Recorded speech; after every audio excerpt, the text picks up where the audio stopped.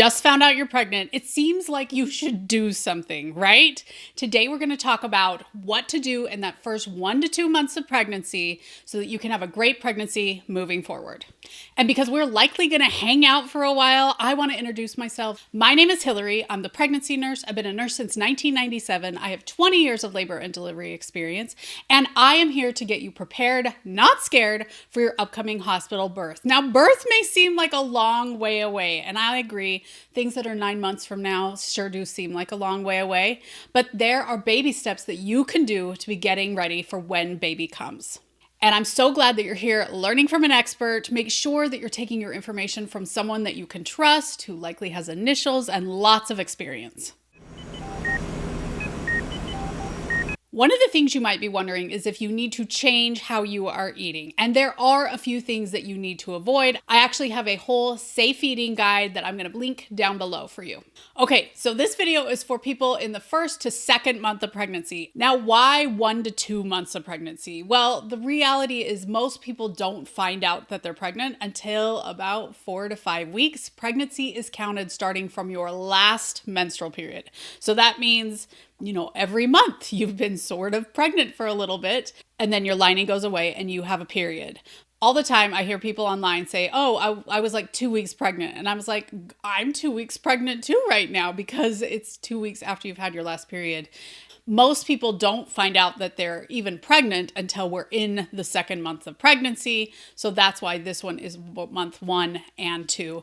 And as a side note, we in the medical community actually count pregnancy by weeks. And so this video is going to cover you up till about week 9.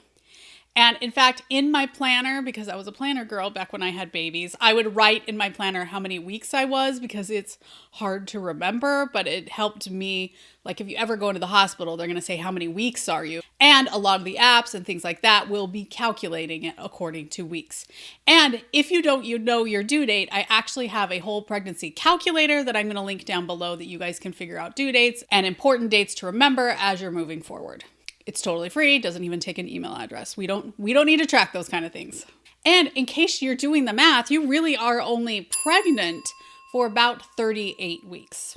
Good news, right? Now, if you're in the group that's like 4 weeks pregnant, you probably aren't even feeling anything yet. I have a whole video on early signs and symptoms that people sometimes miss.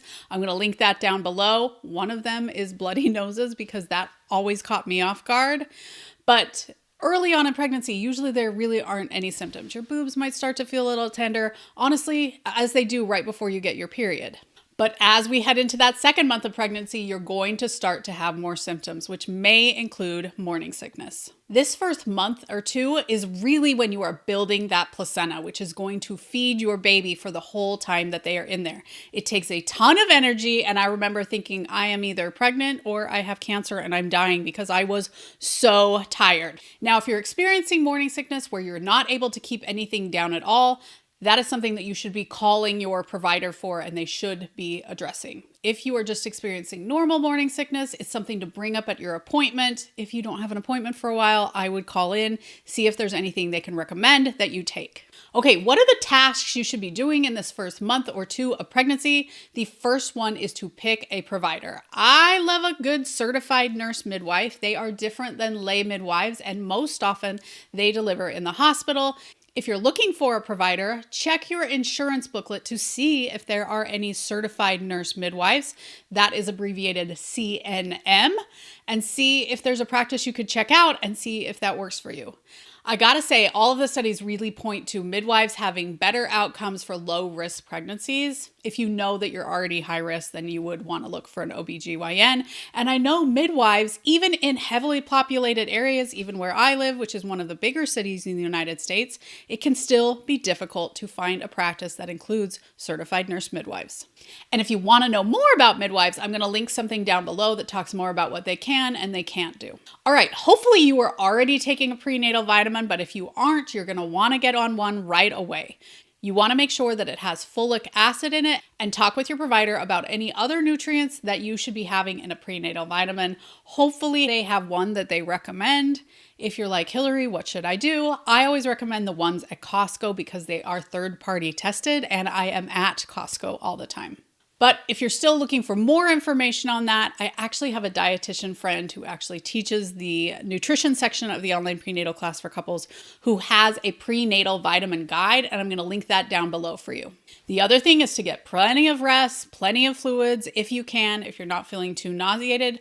Honestly, there isn't a whole lot to do this time period except for dream. So hopefully your provider can see you, although I am seeing people who can't get into their provider until closer to 12 weeks of pregnancy, which is super annoying, but they should be seeing you early on. And you'll want to talk to them about aspirin. We're going to talk more about that in month 3, but have that conversation when you see your provider for the first time. Now, tell us down in the comments, what signs and symptoms are you having? I'm going to link some of those less popular signs and symptoms up above. Thanks for joining us here on The Pregnancy Nurse, where we get you prepared, not scared, for your pregnancy and upcoming hospital birth.